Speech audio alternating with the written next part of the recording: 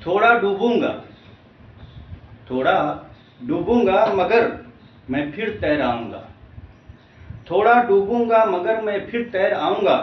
ऐ जिंदगी तू देख, ऐ जिंदगी तू देख, मैं फिर जीत जाऊंगा। जय हिंद दोस्तों, एक बार फिर से आप सभी का हार्दिक स्वागत और अभिनंदन है एग्जाम कुंभ यूट्यूब चैनल में। आज हम लोग देखेंगे प्रश्नों के बारे में।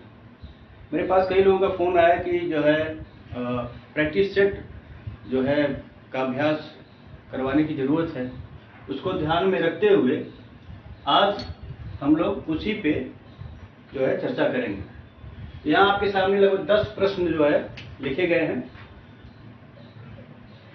सबसे पहले हम देखेंगे भारत में प्रागैतिहासिक काल का ज्ञान सर्वप्रथम कब हुआ। ठीक है, इस प्रैक्टिस सेट का सबसे बड़ा लाभ ये भी है कि अब तक आपने क्या पढ़ा, ठीक है, अपना खुद का मूल्यांकन आप कर सकते हैं। यहाँ पे भी, अन्य जगह भी, ठीक है, जहाँ भी हो सके प्रैक्टिस सेट करते रहना चाहिए। तो देखेंगे पहला प्रश्न है, भारत में प्रागैतिहासिक काल का ज्ञान सर्वप्रथम कब हुआ। ठीक है, 4 ऑप्शन है, 1862, 1863, 1905 और 1942। ठीक, इसका उत्तर क्या होगा, ये पहले ही पढ़ाया जा चुका है। इसका उत्तर है 1863। ठीक है, भारत में प्रागैतिहासिक काल का ज्ञान सर्वप्रथम 1863 में हुआ। दूसरा प्रश्न है, सर्वप्रथम पाषाणकालीन उपकरण की खोज का श्रेय किसे दिया जाता है। ठीक, पहले प्रश्न से ही संबद्ध दूसरा प्रश्न भी है। सर्वप्रथम पाषाणकालीन उपकरण की खोज का श्रेय किसे दिया जाता है। ए ऑप्शन डिटेरा एवं Paterson, B Robert Bruce Foote, C William King, D CL Carlyle. 4 option है आपके सामने। इसका आंसर है रॉबर्ट ब्रूस फूट। ठीक है, तीसरा प्रश्न भी इन दोनों प्रश्नों से ही संबंधित है। सर्वप्रथम पूर्व पाषाणकालीन उपकरण किस स्थान से खोजा गया था। ठीक है, सर्वप्रथम पूर्व पाषाणकालीन उपकरण किस स्थान से खोजा गया था। यहाँ पे 4 ऑप्शन है, सोहन घाटी से, कोर्तलयार घाटी से, पल्लवरम नामक स्थान से तथा बेलन घाटी से। इसका उत्तर है पल्लवरम।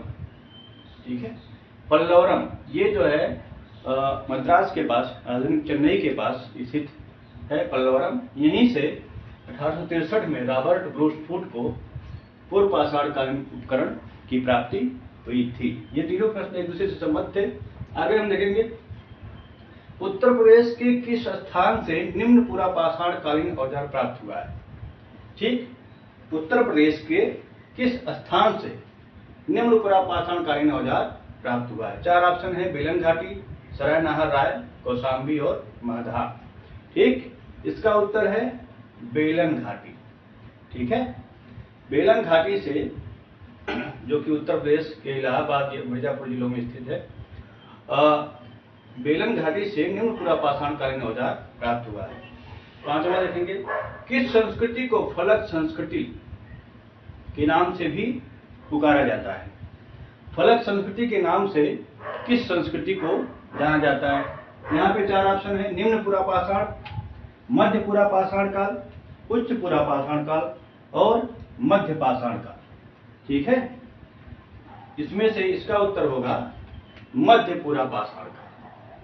मध्य पूरा पाषाण काल को जो है फलक संस्कृति के नाम से जाना जाता है।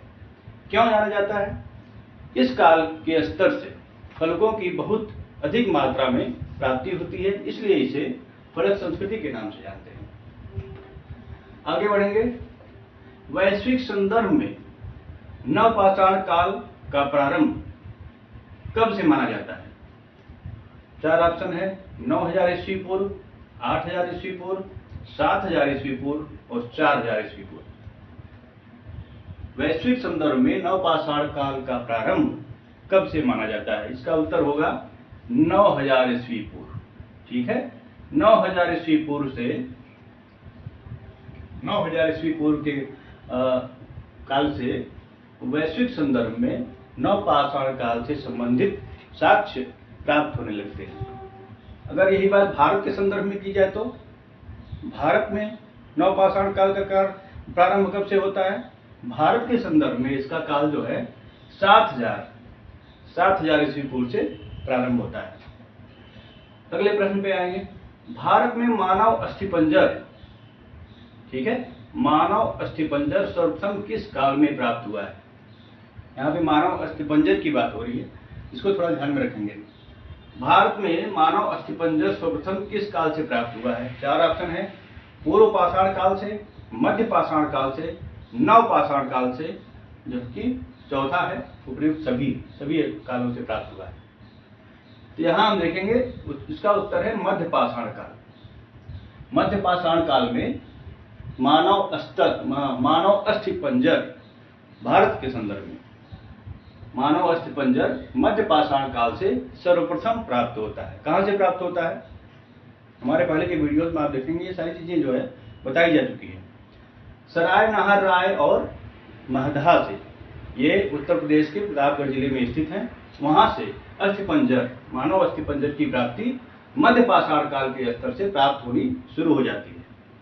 आगे देखेंगे, टॉमसन ने इतिहास को 3 कालों में विभाजित किया, निम्न में से कौन नहीं है?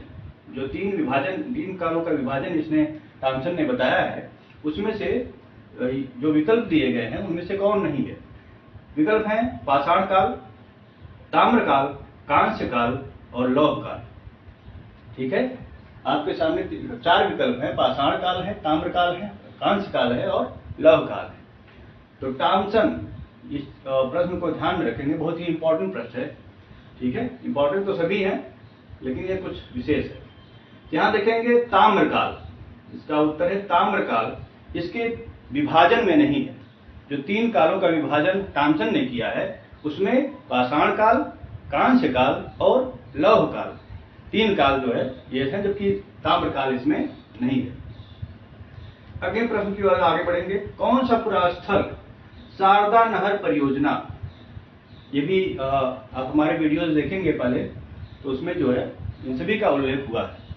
कौन सा पुरास्थल शारदा नहर परियोजना के निर्माण के दौरान प्रकाश में आया था? 4 ऑप्शन हैं, सराय नाहर राय, महदहा, चौपानी मांडो और दमदमा।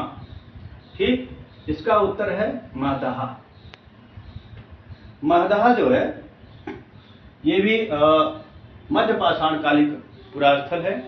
उत्तर प्रदेश के प्रतापगढ़ जिले में महदहा स्थित है। इसकी जानकारी शारदा नहर परियोजना के निर्माण के दौरान जो है हुई थी।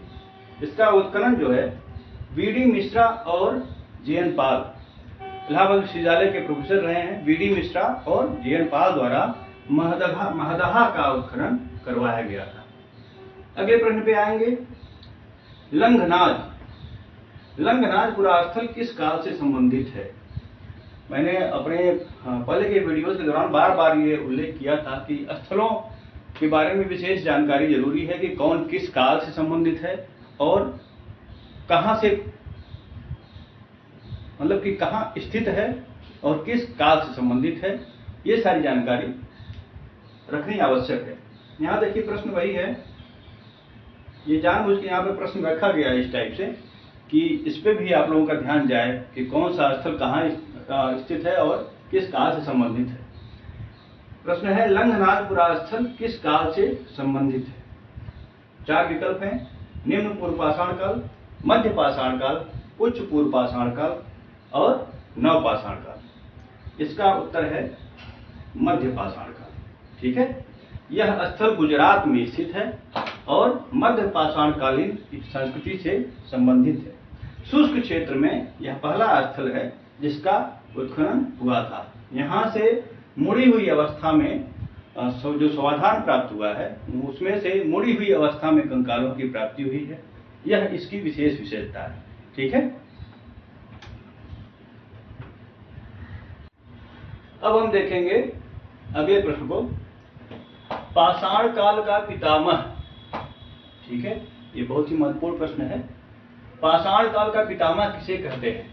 ठीक, 4 ऑप्शन है आपके सामने, रॉबर्ट ब्रूस फूट, जॉन मार्शल, विष्णुधर वाकड़कर और सीएल कार्लाइल। इसका उत्तर है विष्णुधर वाकड़कर को पाषाण काल का पितामह कहा जाता है। इस प्रश्न को विशेष रूप से ध्यान में रखिएगा। विष्णुधर वाकड़कर को पाषाण काल का पितामह कहा जाता है। अगले प्रश्न को देखेंगे। भारतीय उपमहाद्वीप में चावल का प्राचीनतम साक्ष्य कहां से प्राप्त हुआ है? ठीक है, भारतीय उपमहाद्वीप में चावल का प्राचीनतम साक्ष्य कहां से प्राप्त हुआ है? 4 ऑप्शन है, मोरहना पहाड़, सराय नहर राय, लेखैया और लहुरा देवा। ठीक, भारतीय उपमहाद्वीप की बात हो रही है तो इसमें लहुरा देवा, ठीक है, ये संत कबीर नगर में स्थित है। लहुरा देवा से चावल का प्राचीनतम साक्ष्य प्राप्त होता है। ठीक, इसमें थोड़ा सा एक और जानकारी जो है देख लीजिएगा। मेहरगढ़, लहुरा देवा के उत्खनन से पहले क्या था कि मेहरगढ़ से चावल का प्राचीनतम साक्ष्य प्राप्त हुआ था, जिसकी अवधि जो है लगभग 7000 ईस्वी पूर्व बताई जाती है। लेकिन लहुरा देवा से जो चावल प्राप्त हुआ है उसकी अवधि 8000 ईस्वी पूर्व से 9000 ईस्वी पूर्व के लगभग मानी जाती है। तो सबसे प्राचीन क्या हुआ? लहुरा देवा। प्रश्न अगर पूछता है, अगर उसमें ऑप्शन में लहुरा देवा है तो आप लहुरा देवा को मानेंगे। अगर लहुरा देवा ऑप्शन में नहीं है तो फिर उसका उत्तर मेहरगढ़ हो जाएगा। ठीक, आगे बढ़ेंगे। नवपाषाण या नियोलिथिक शब्द का सर्वप्रथम प्रयोग किसके द्वारा किया गया था? ठीक, 4 ऑप्शन है, John Lubbock, Thomson, VK Thapar, CL Carlyle. नवपाषाण या नियोलिथिक शब्द का सर्वप्रथम प्रयोग किसके द्वारा किया गया? इसका उत्तर जॉन लुबाक द्वारा सर्वप्रथम नवपाषाण शब्द का प्रयोग किया जाता है। ठीक, अगले प्रश्न की ओर आगे बढ़ेंगे। किस स्थल से गर्तावास की प्राप्ति? ये भी बहुत इंपॉर्टेंट प्रश्न है, अक्सर जो है परीक्षाओं में पूछा जाता रहा है, इसीलिए यहाँ पे रखा गया है कि ये भी ध्यान में रहे कि किस स्थल से गर्तावास की प्राप्ति हुई है। ठीक है, नवपाषाण कालिक स्तर से गर्तावास मिलने शुरू होते हैं। तो ये 4 ऑप्शन है आपके सामने, महगढ़ा, बुर्जहोम, पंचोर, ब्रह्मगिरी। ठीक, अब इसमें उत्तर है आपका बुर्जहोम। ठीक है, बुर्जहोम से गर्तावास की प्राप्ति हुई। बुर्जहोम कहाँ है? जम्मू कश्मीर है। ठीक है, जम्मू कश्मीर अब केंद्र शासित देश हो गया। तो जम्मू कश्मीर के बुर्जहोम से गर्तावास की प्राप्ति हुई है। एक और स्थल यहीं पे है, उसका नाम है गुफकराल। ठीक है, वहां से भी गर्तावास की प्राप्ति होती है। तो 2 स्थल हो गए, बुर्जहोम और गुफकराल। दोनों स्थलों से गर्तावास की प्राप्ति होती है। अगले प्रश्न को देखेंगे। किस स्थल से अग्निकांड का साक्ष्य प्राप्त होता है? ठीक, 4 ऑप्शन है, सोगौरा, कोल्डिहवा, चिराग और गुफकराल। गुफकराल की बात अभी हम ऊपर कर रहे थे। यहाँ 4 ऑप्शन है, किस स्थल से अग्निकांड का साक्ष्य? ठीक, इसका उत्तर होगा चिराग। ये बहुत ही महत्वपूर्ण स्थल है, इसको आप पहले के वीडियो में देख सकते हैं। यहाँ से तमाम जो है हड्डी के उपकरण प्राप्त होते हैं। यहाँ से अग्निकांड का साक्ष्य प्राप्त हुआ है चिराग से। ठीक है, घरों के जलने के साक्ष्य प्राप्त हुए।